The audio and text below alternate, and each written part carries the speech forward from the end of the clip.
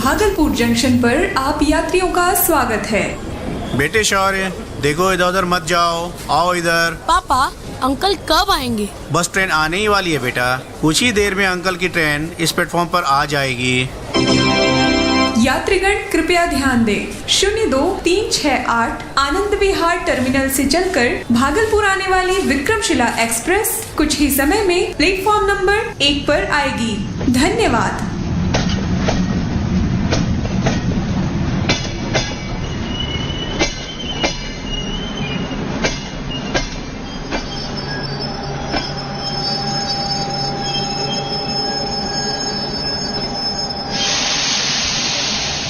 मनोज पंडित जिंदाबाद, मनोज भैया जिंदाबाद, मनोज पंडित जिंदाबाद, मनोज भैया जिंदाबाद।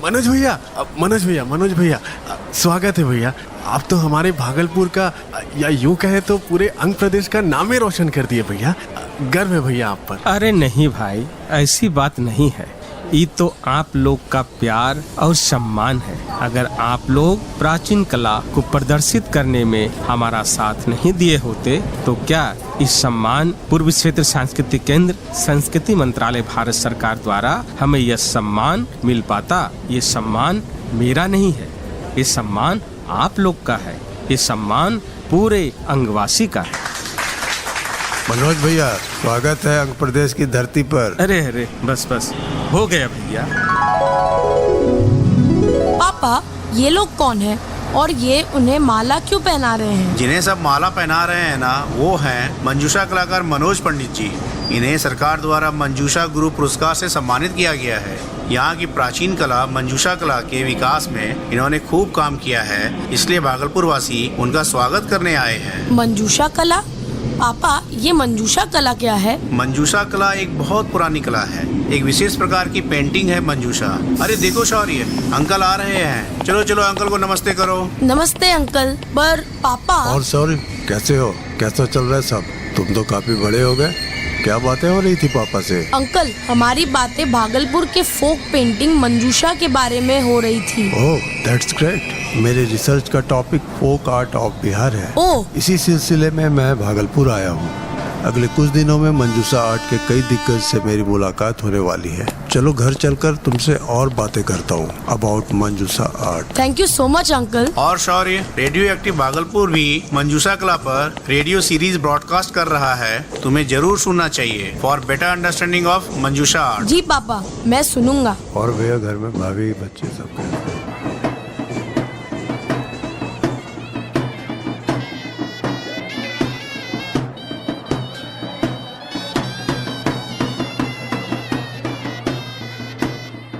श्रोताओं, इस छोटे बच्चे शौर्य की तरह आप भी तो यही सोच रहे होंगे ना कि इस प्राचीन खूबसूरत मंजूषा कला का क्या है रोचक इतिहास।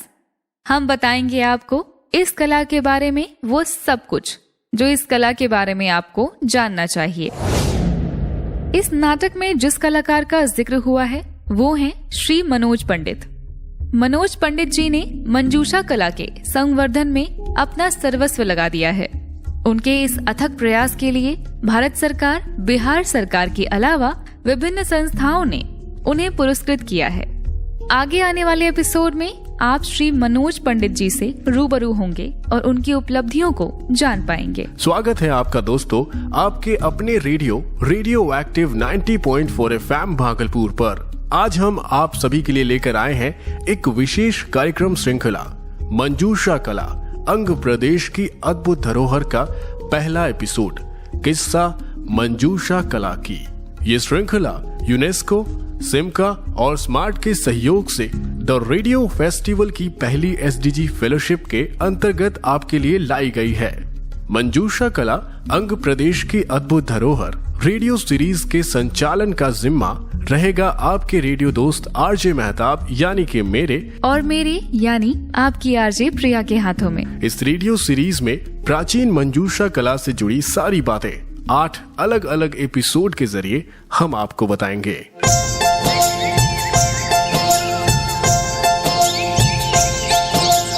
अंग भूमि की है कथा, सबसे है ये पवित्र चित्र कथा,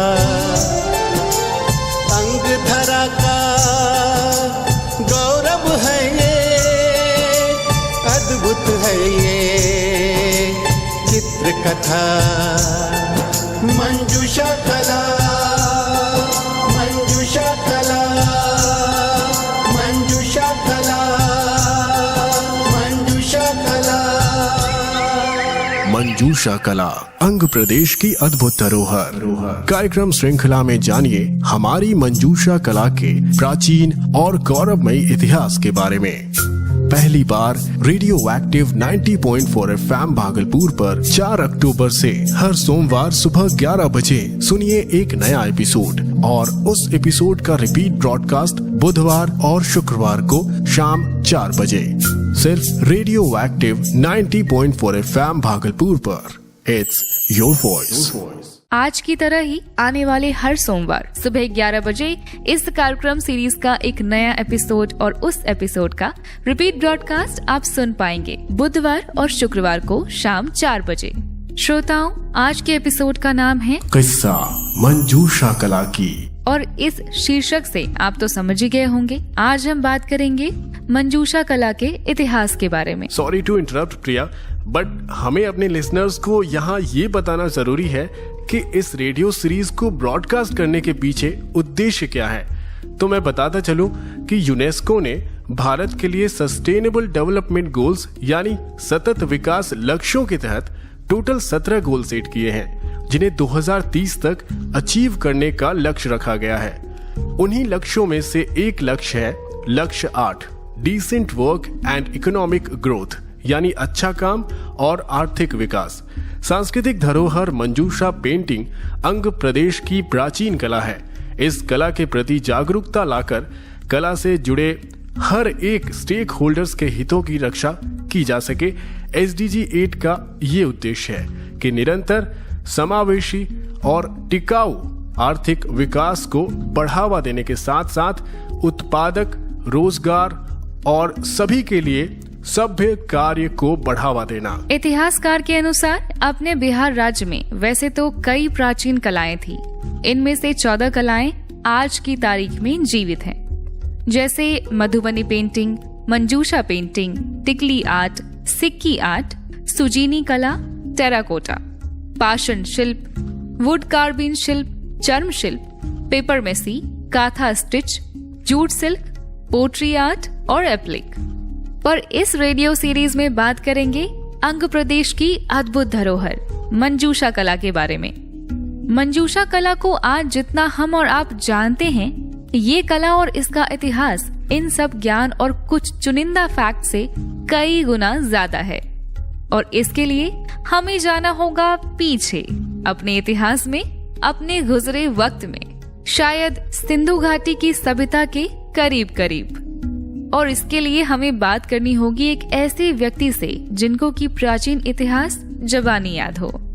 इसलिए हम आपको मिलवाने वाले हैं सेवानिवृत्त उप निदेशक जनसंपर्क विभाग बिहार सरकार सह अंग प्रदेश के जाने माने इतिहासकार शिवशंकर सिंह परिजात से। परिजात सर ने अंग प्रदेश की सभ्यता और संस्कृति पर काफी अध्ययन किया है। अंग संस्कृति पर आपके द्वारा लिखी गई कई एक पुस्तक प्रकाशित हुई हैं और आज की तारीख में कई बुक्स पाइपलाइन में हैं। नमस्कार सर, स्वागत है आपका हमारे इस खास कार्यक्रम सीरीज मंजूषा कला अंग प्रदेश की अद्भुत धरोहर के पहले एपिसोड किस्सा मंजूषा कला की में। आपका भी धन्यवाद मुझे यहाँ रेडियो एक्टिव 90.4 एफएम में बुलाने के लिए। सर, आपसे हमारा पहला प्रश्न है कि आप हमारे श्रोताओं को बताएं कि ये मंजूषा कला क्या है। मंजूषा लोक चित्र कला ये पूरे भागलपुर क्षेत्र का, जो प्राचीन काल में अंग महाजनपद के नाम से इसकी पहचान थी, और ये भारत के 16 महाजनपदों में एक था। अंग जनपद की सबसे प्रमुख जो लोक गाथा है वो है बिहला बिसरी की लोक गाथा, और मंजूषा चित्रकला बिहला बिसरी लोक गाथा पर आधारित है। इस लोक गाथा में जो प्रसंग हैं, जो कथा के विभिन्न जो चरण हैं और उसके जो पात्र हैं, उसको मंजूषा के ऊपर चित्रित किया जाता है। और वही चित्रण जो है मंजूषा चित्रकला के नाम से विख्यात हुई है। आगे सर आपसे हम जानना चाहेंगे कि इस कला की उत्पत्ति कब हुई और इसके प्रमाण क्या हैं? जहाँ तक मंजूषा लोक चित्रकला की उत्पत्ति की बात है तो जाहिर सी बात है कि ये बेहुला बिसहरी की लोक गाथा से जुड़ी हुई है। और जब से ये लोक गाथा प्रचलन में आई और उसमें ये प्रसंग आया कि बेहुला जो है मंजूषा नुमा नौका पर सवार होकर गंगा के मार्ग से इंद्रलोक जाती है और वहां से अपने मृत पति का जीवन प्राप्त करके और अपनी सुख संपत्ति जो है अपने ससुर की चांदो सौदागर की प्राप्त करके लौटती है, तो उसके बाद से ही जो है मनसा देवी की पूजा शुरू होती है। गाथा के अनुसार बेहुला की जो वो यात्रा थी मंजूषा पर, चूंकि इस गाथा से जुड़ा हुआ एक बहुत ही महत्वपूर्ण प्रसंग है और मंजूषा एक माध्यम बना कि एक मृत व्यक्ति फिर से जीवन प्राप्त किया उसके माध्यम से यात्रा करके, और खोई हुई सुख संपत्ति उससे वापस आई। तो लोगों की आस्था ये मानकर हुई मंजूषा के प्रति कि जिस तरह से मंजूषा को माध्यम बनाकर बेहुला ने अपने दुख दर्दों से निजात पाई, उसी तरह से हम भी मनसा देवी को और सती बेहुला को अगर मंजूषा चढ़ाते हैं, अर्पित करते हैं, तो हमारे भी दुख दर्द जो है दूर होंगे, रोग व्याधि दूर होंगे, यह हमारे परिवार में जो है सुख समृद्धि आएगी। तो वस्तुतः ये मंजूषा जो बनना शुरू हुआ अंग देश में, वो इस पूजन परंपरा के साथ ही शुरू हुई।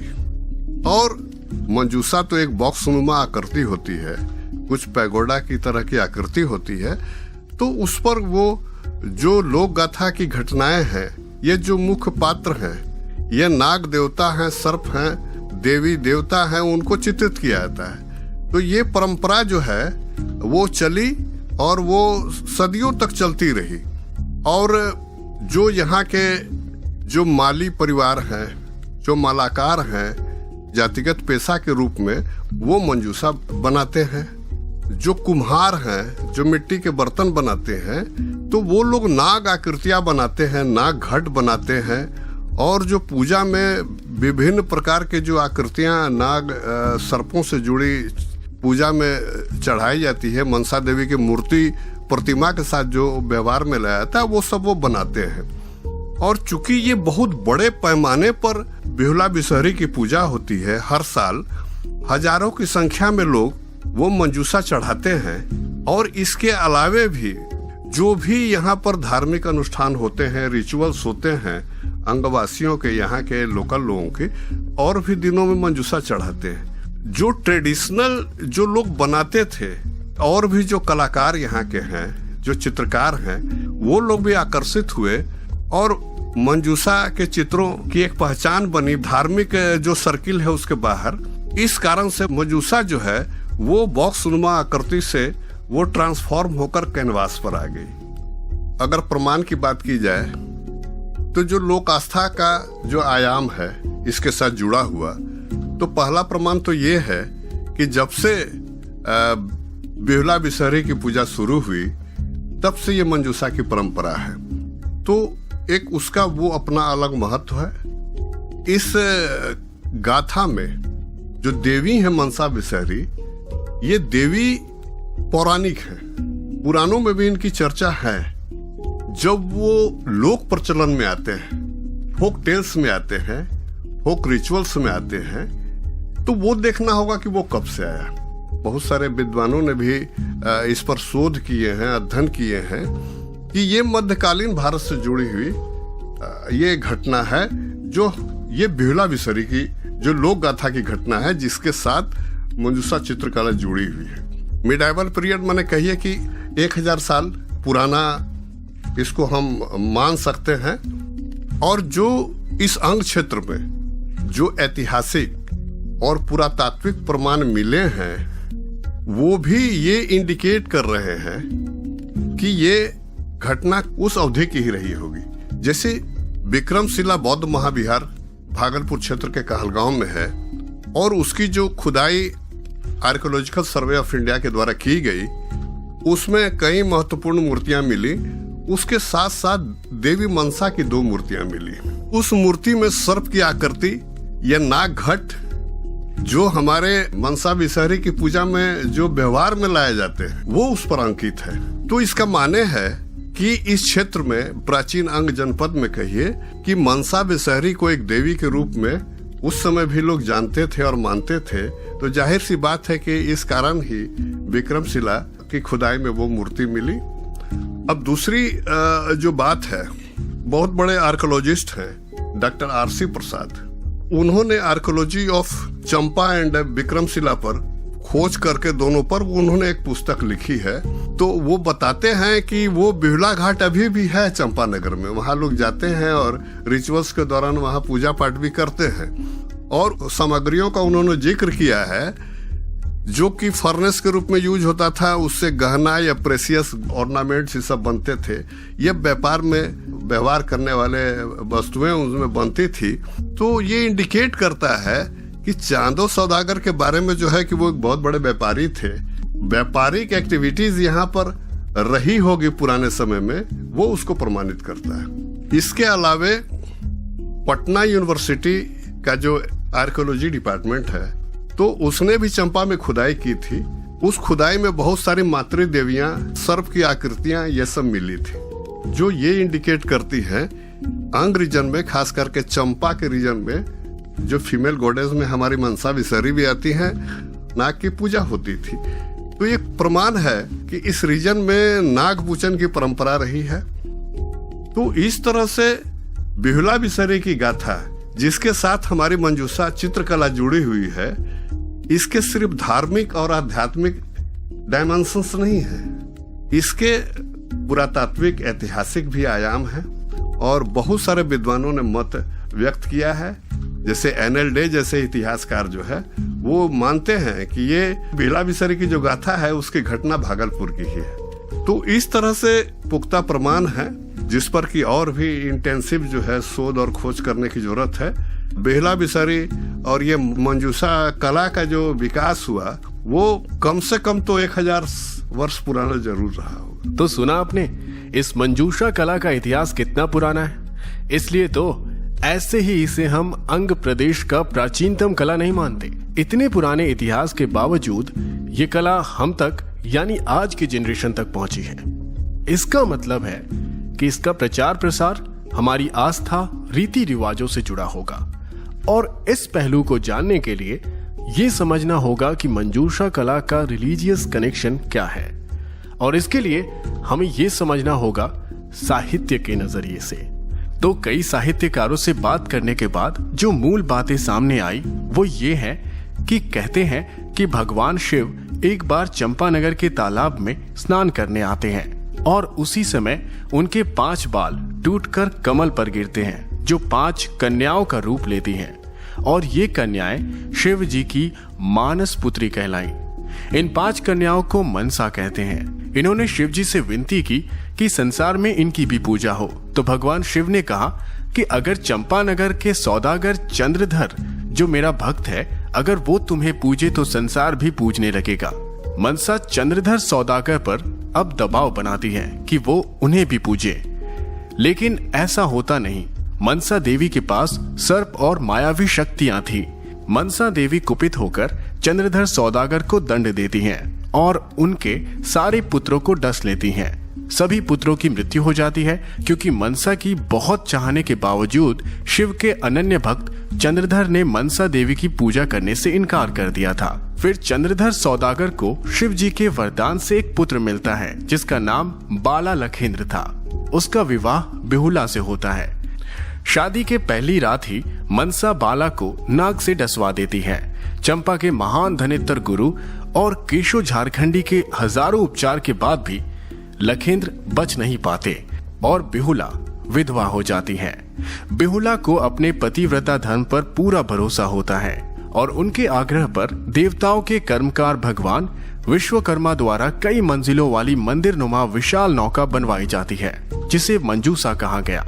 उसी मंजूषा नौका पर बिहुला अपने पति बाला लखेंद्र के शव को रखकर चंपा नदी और गंगा नदी के मार्ग से स्वर्गलोक चल देती है। काफी बाधाओं से लड़कर वो भगवान से अपने पति सहित ज्येष्ठों के जीवन वापस पाती है और पूर्व में जितनी भी धन संपदा की हानि हुई थी उन सब को भी वापस प्राप्त कर चंपानगर वापस आ जाती हैं। अंत में अपने ससुर चंद्रधर सौदागर को भी वो मना लेती हैं कि वो मनसा की पूजा करें। तो यही है लोक गाथा के अनुसार मंजूषा कला का रिलीजियस कनेक्शन। बाकी तथ्य आपने इतिहासकार शिवशंकर सिंह पारिजात के साथ इंटरव्यू से जान ही गए हैं।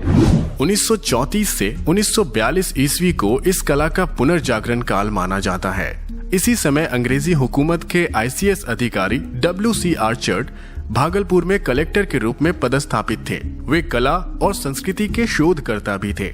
WC आर्चर्ड ने मंजूषा कला का संकलन कर लंदन के ईस्ट इंडिया हाउस में प्रदर्शित कर इस कला को अंतर्राष्ट्रीय स्तर पर रखने का प्रयास किया था। नए समय में चक्रवर्ती देवी, निर्मला देवी, मनोज कुमार पंडित, उल्पी झा सरीखे लोक कलाकारों ने इस लोक कला को नई ख्याति दी है और मंजूषा कला के विकास के कई बंद दरवाजे को खोला है। तो सुना आपने कि आस्था एवं परंपराओं का कितना धनी है हमारा अंग प्रदेश।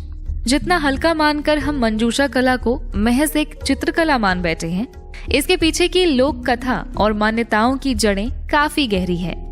श्रोताओं, आधुनिकता की समझ के लिए परंपरा का ज्ञान होना जरूरी है, पर हम लोग औपनिवेशिक पराधीनता के कारण ऐसी आत्मग्लानि से भरे हैं कि अपने ही ज्ञान स्रोतों के महत्व को या तो समझते नहीं या समझना नहीं चाहते। मंजूषा कला हमारी धरोहर है और चित्रण हमारी परंपरा। बिना इसके ना तो अंग क्षेत्र पूरा होगा और ना हम।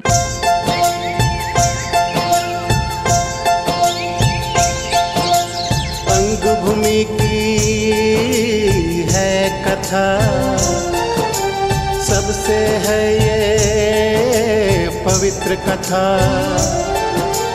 अंग धरा का गौरव है ये, अद्भुत है ये चित्र कथा।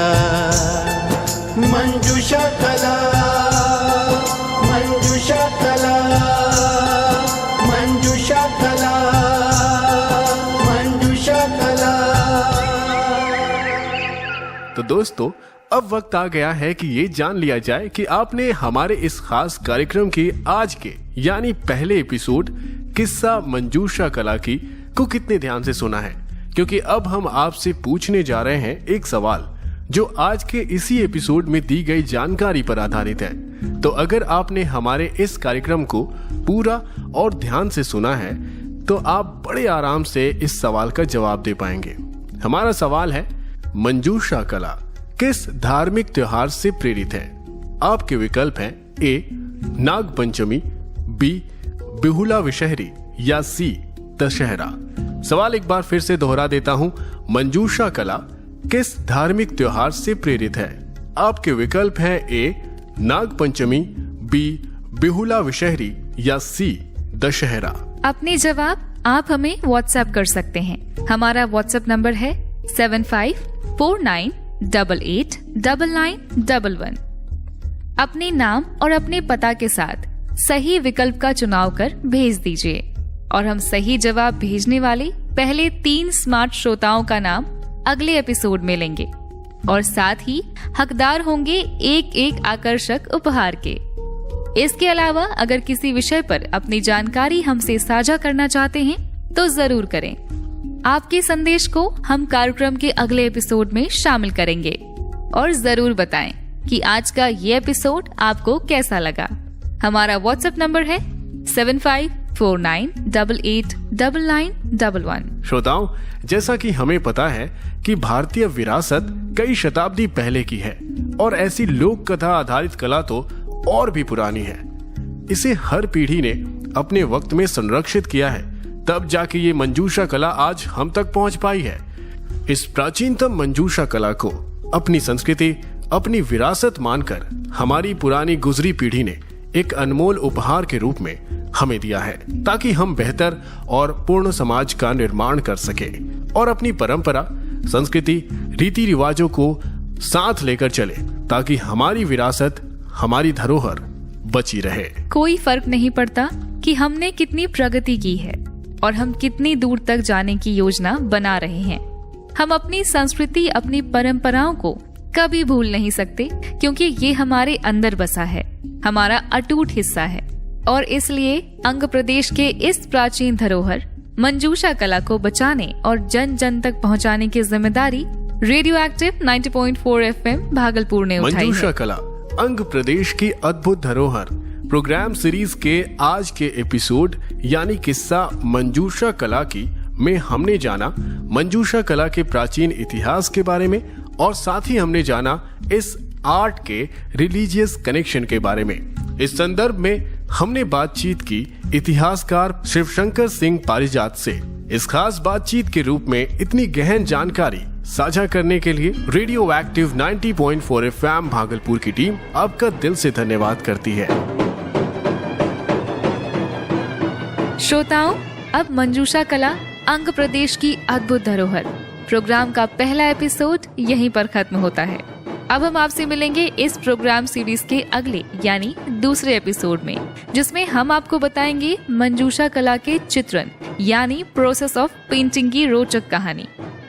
अच्छा, मैं अब ज्यादा बताऊंगी नहीं क्योंकि ये सीक्रेट है। तो अब आपसे मुलाकात होगी अगले सोमवार सुबह 11 बजे एक नए एपिसोड के साथ। तो सुनना ना भूलें। यूनेस्को, सिमका और स्मार्ट के सहयोग से द रेडियो फेस्टिवल की पहली SDG फेलोशिप कार्यक्रम श्रृंखला के अंतर्गत मंजूषा कला अंग प्रदेश की अद्भुत धरोहर। नमस्कार। नमस्कार।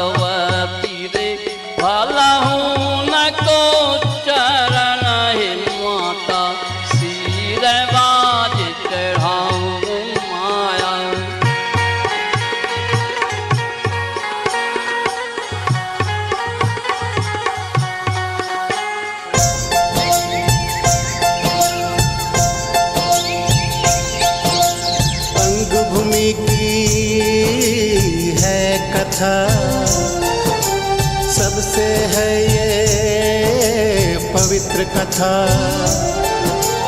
अंग धरा का गौरव है ये, अद्भुत है ये चित्र कथा। मंजूषा कला, मंजूषा कला, मंजूषा कला, मंजूषा कला। मंजूषा कला अंग प्रदेश की अद्भुत धरोहर। कार्यक्रम श्रृंखला में जानिए हमारी मंजूषा कला के प्राचीन और गौरवमयी इतिहास के बारे में।